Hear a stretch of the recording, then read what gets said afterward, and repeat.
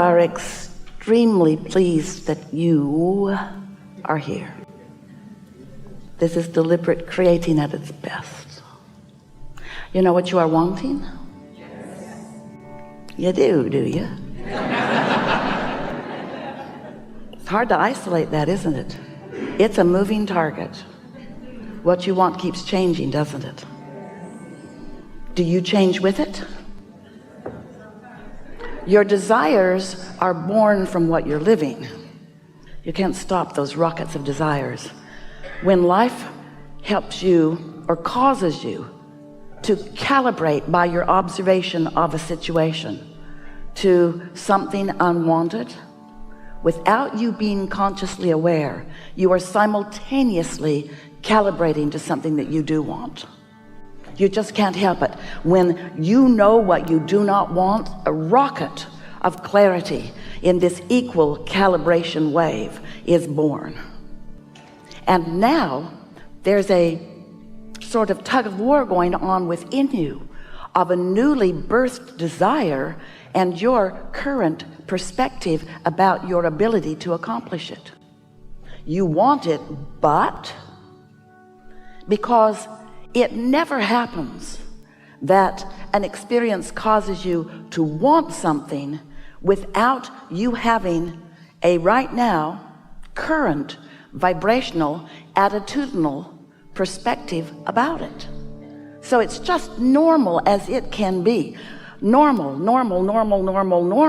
for you to have split energy in the birthing of a desire, because the desire was born out of the clear awareness of something not wanted. In fact, you don't even get focused until you know what you don't want.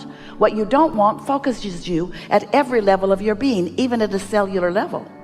At that cellular level, your cells are continually realigning when something gets out of whack, usually because of something that you're thinking or eating or doing. And so as something gets out of whack in your body, your cells right away assess the situation, calibrate to what's wrong, and simultaneously calibrate to the solution, because it is the most normal thing. We're sort of all full of ourselves today too. Because it is the most normal thing in all of the universe that when some focus about something occurs, that the improvement occurs simultaneously, because we are all continually evolving, aren't we? So when you know what you don't want, you know what you do want at some level of your being, maybe not consciously, but now you've launched rockets of desire. We like so much to explain that to you.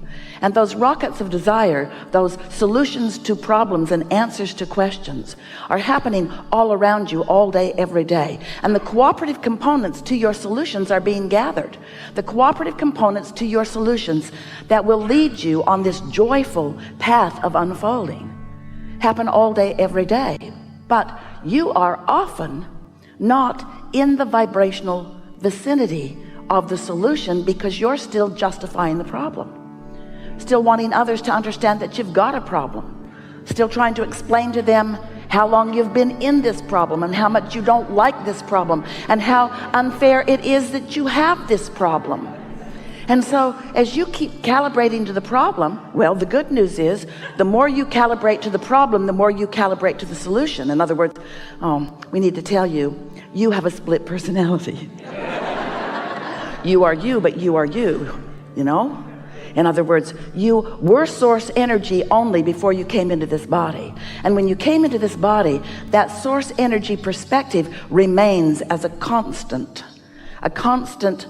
evolving light, a constant evolving point of attraction. So when you launch these new rockets of desires, you're not just launching rockets of desires, you're becoming more. Not enough money, you become more prosperous. Not enough balance, you become more stable. Not enough clarity, you become more clear. In other words, it's just the way this magnificent, perfectly balanced universe works. This never-ending, eternal, ongoing life that is you just keeps evolving. But the question that you want to ask, and we want to ask you, and we want you to think about, especially while we're here together today, while the solutions and answers are rampant in the room, We want you to think about, when you launch the rocket of desire, where you are in terms of your human personality in relationship to it, because usually you're not up to speed, and that's just fine. We just want you to know when you're not up to speed. We just want you to know. We're not asking you to always be up to speed in the moment that you launch a rocket. That's not the way it works. We're not asking you to launch a rocket and be right there every single time, because we want you to enjoy the journey from not alignment to alignment. We want you to feel what it feels like to calibrate into the frequency of who you really are.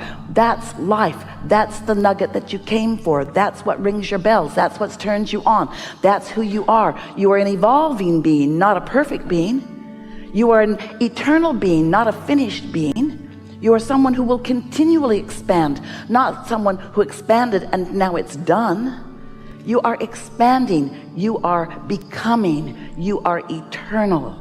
And we want you to chill out more and be less critical of yourself in others about your growth pains. You don't look at little kids that are 1 or 2 years old and say, grow up now. You give them time. And we want you to give yourself time to grow into what your inner being has already calibrated, what the law of attraction has already calibrated in terms of your solutions and your answers. You got to give yourself a break. And the only way that you can do that is with the knowledge of how this all works. Stop asking impossible things of yourself. Stop asking that when life has caused you to focus upon something and it doesn't feel good when you focus upon it, stop asking yourself to feel good anyway. That's what denial is, and stuffing it is, and hypocrisy is. That's what not being real is. But don't be too real either. Because if you're so real about what is that you form groups, come to our group. What's it called? Reality. We have this reality workshop. What do you do there? We focus on bad stuff and confirm with the others in the group that they see it too. Don't be real. Don't be the facers of reality. Be the continual conscious creators of new realities, because you're always creators of new realities. But when you are consciously aware of the new reality that you're creating, that's when life is as you knew it would be and wanted it to be when you decided to participate in this way. So you were source energy before you came into this body. And as you came into this body, you came knowing that you would explore this magnificent contrasting variety, knowing that it would continually cause you to calibrate. You get what we mean? When you focus upon something, you join the wave of it. Have you ever been in a group and they're complaining about something and you're not there very long before, oh, I get this group. Yeah, I've got stuff in my past that matches this. In fact, I think I've got more stuff in my past that matches this than most of them. So you calibrate by your attention, by your conversation. And the first thing that joins you is your memory of past sucking experiences. So you calibrate. But the thing that is so interesting is that the whole time you are calibrating to what you do not want, or calibrating to something that has been, or even something that is. You can't do that without an equivalent wave of the other end of that wave occurring. In other words, problem solution. The question is, and the answer is, would you like the answer to the question first? The answer is, you cannot calibrate to the solution while you're calibrated to the problem. You just got to decide.